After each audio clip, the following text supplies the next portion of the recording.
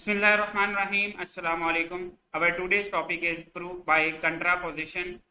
In this lecture, we will learn what is proof by contraposition. Theorems को हम contraposition method से कैसे prove कर सकते हैं and some theorems जिनको हम prove करेंगे contraposition method से. लेक्चर स्टार्ट करने से पहले मेरे चैनल को सब्सक्राइब कर लें और बेल के आइकन को प्रेस कर लें ताकि मेरी अगले आने वाली वीडियोस आप तक बर वक्त पहुंच सकें. स्टार्ट करेंगे हम what is contraposition method. This is indirect proof method. ये जो मेथड है ये इनडायरेक्ट प्रूफ मेथड है. लेट्स सपोज हमने एक कंडीशनल स्टेटमेंट है P इंप्लाइज Q, उसको प्रूव करना है कि ये ट्रू है.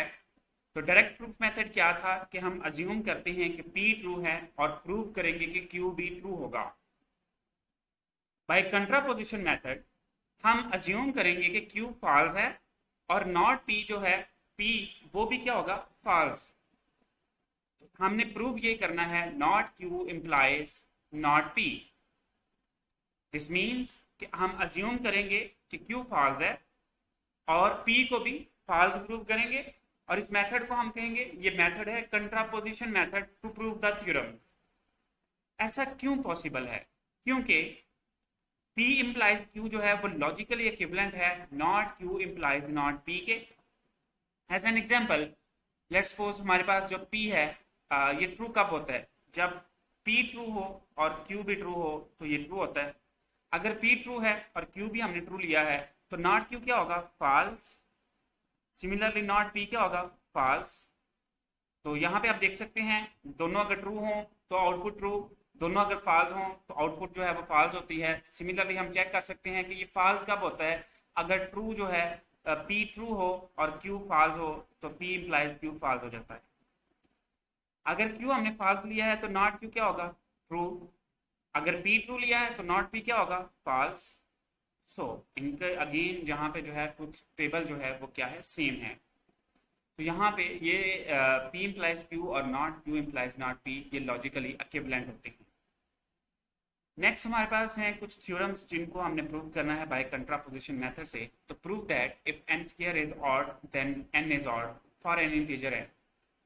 हमने प्रूव करना है कि अगर n का स्क्वायर कोई भी एक इंटीजर हो, उसका स्क्वायर अगर ऑड नंबर हो तो n जो है वो भी ऑड नंबर होगा. सो लेट्स किया हमने कि जो n स्क्वायर है that is equal to P and Q is n. हमने प्रूव ये करना है कि अगर P ट्रू हो तो Q भी क्या होता है, ट्रू होता है. लेकिन हम बाय कंट्रापोजिशन मेथड से प्रूव करेंगे कि अगर Q फॉल्स हो तो P भी फॉल्स होता है. मींस हमने प्रूव करना है कि not Q implies not P is true. So अगर Q जो है वो फॉल्स है, इसका मतलब है Q फॉल्स है तो वो ऑड नहीं होगा. अगर वो ऑड नहीं होगा तो Q क्या होगा, इवन होगा. सिमिलरली अगर P फॉल्स है तो P भी क्या होगा, इवन नंबर होगा. तो लेट किया हमारे पास जो Q है दैट इज 2k. फास्ट हम इंटीजर k क्योंकि Q जो है वो इवन है. जो हमने Q जो है वो किसको इक्वल रखा हुआ है, n के इक्वल. स्क्वायर किया Q का, Q square is equal to 4k square. So इसकी फैक्टराइजेशन की तो 4k square is equal to 2 into 2k square. So 2 into k square जो है वो इक्वल टू किसके होगा, 2r के फॉर सम इंटीजर r. क्योंकि k जो है वो हमारे पास एक इंटीजर है, उसका स्क्वायर करेंगे तो इंटीजर आएगा, उसको 2 से मल्टीप्लाई करेंगे तो अगेन एक इंटीजर है. तो यहाँ पे अगर हम q को फॉल्स जो है वो सपोज करते हैं, q जो है वो ऑड नहीं है, इवन है, तो उसका स्क्वायर जो है वो भी क्या आ जाता है, इवन आ जाता है, वो भी फॉल्स है. सो हमारे पास थ्योरम जो है वो प्रूव हो गया कि not q implies not p जो है वो ट्रू है. अगर not Q implies not P true है तो P इंप्लाइज Q जो है वो भी क्या होगा, ट्रू होगा. नेक्स्ट एक और एग्जांपल जो है वो देखते हैं. Use an indirect proof method to show that if A and B are integers and A plus B is greater than equal to 15 then A is greater than equal to 8 और B is greater than equal to 8. यहाँ पे है हमारे पास कि अगर दो integers ने और उनका सम 15 या 15 से ग्रेटर हो तो वो जो दो इंटीजर्स हैं वो 8 से ग्रेटर होंगे या 8 के इक्वल होंगे. ये हमने प्रूव करना है. सो यहाँ पे हमारे पास प्रूफ जो करना है वो क्या है, P implies QR। P क्या है, A plus B greater than equal to 15। Q किसके इक्वल है, A is greater than equal to 8। R किसके इक्वल है, B is greater than equal to 8।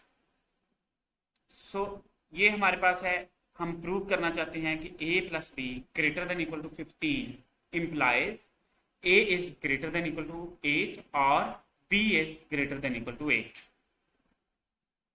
पर इसको बाय कंट्रापोजिशन मेथड से हम प्रूव करेंगे। तो बाय कंट्रापोजिशन मेथड से ये आ जाएगा not Q and not R implies not P। क्योंकि जब हम ने इसका जो है वो निगेशन लेनी है और इसका कंट्रापोजिटिव फाइंड करना है, तो ये हमारे पास बनेगा not Q R implies not P। So by De Morgan's law, this is equal to not Q and not R implies not P। So हमने प्रूव करना है कि अगर हम अज्यूम करते हैं कि not Q and not R अगर ट्रू है तो not P भी ट्रू होगा, या हम अगर अज्यूम करते हैं कि क्यू आर अगर फॉल्स है तो पी भी फॉल्स होगा, इनका सेम मीनिंग है। सो लेट किया हमारे पास जो है वो हमारे पास है नॉट क्यू, वो आता है ए लेस देन 8। क्योंकि ए ग्रेटर देन इक्वल टू 8, इसकी अगर हम निगेशन फाइंड करेंगे तो इसकी निगेशन होगी ए लेस देन 8, और अगर b greater than equal to 8 इसकी निगेशन फाइंड करेंगे तो ये होगा b less than 8 implies not p की निगेशन फाइंड करेंगे तो वो होगा a plus B is less than 15। तो अज्यूम किया कि a less than 8 and b less than 8 ये ट्रू है। अगर a लेस देन 8 है तो इसका मतलब है a 7 के इक्वल होगा या 7 से लेस होगा। सिमिलरली अगर b 8 से लेस है तो इसका मतलब है b की वैल्यू 7 से लेस होगी या 7 से के इक्वल होगी। सो दोनों का सम जो है वो किसके इक्वल होगा, दोनों का सम जो है वो equal a plus B less than equal to होगा 14 के। इसका मतलब है दोनों का सम जो है वो किसके इक्वल लेस देन होगा, किससे, 15 से, क्योंकि मैक्सिमम सम जो आ रहा है वो क्या आ रहा है, 14 आ रहा है। 14 होगा या 14 से लेस होगा, इसका मतलब है कि 15 से तो क्या होगा, लेस। तो यहाँ पे हमने अज्यूम किया कि a less than 8 and b less than 8, और प्रूव किया कि a प्लस बी जो है वो भी लेस देन 15 है। तो हमने प्रूव कर दिया Q and not R implies not P। तो अगर ये ट्रू है तो क्या ट्रू होगा, P implies QR।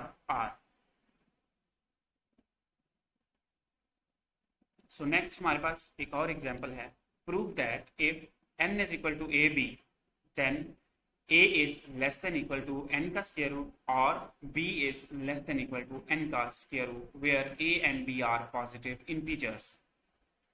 Here p जो है वो हमने एक स्टेटमेंट जो है a less than equal to n की इक्वल रखी है p, और q आ गया b is less than equal to n का square root, एंड r जो है वो आ गया a b is equal to n। तो यहाँ पे हमारे पास हम प्रूव करना चाह रहे हैं कि R implies PRQ। By contrapositive method ये होगा not PRQ implies not R, and by using De Morgan's law not P and not Q implies not R। So assume करेंगे कि हमारे पास जो है वो नॉट P है। P क्या है, A is less than equal to n का स्क्वायर रूट। निगेशन फाइंड करेंगे तो ये आ जाएगा A is greater than n का स्क्वायर रूट। सिमिलरली b जो है b is less than equal to n का स्क्वायर रूट है, इसकी अगर हम निगेशन करेंगे तो ये आ जाएगा b is greater than n का square root. So b is greater than n का square root.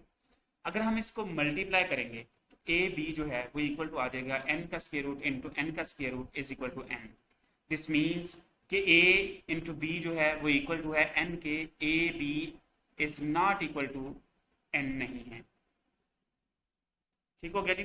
So A B जो है वो ग्रेटर है कहाँ, किससे, n से। हमें क्या चाहिए था, ए बी इक्वल हो किसके, n के।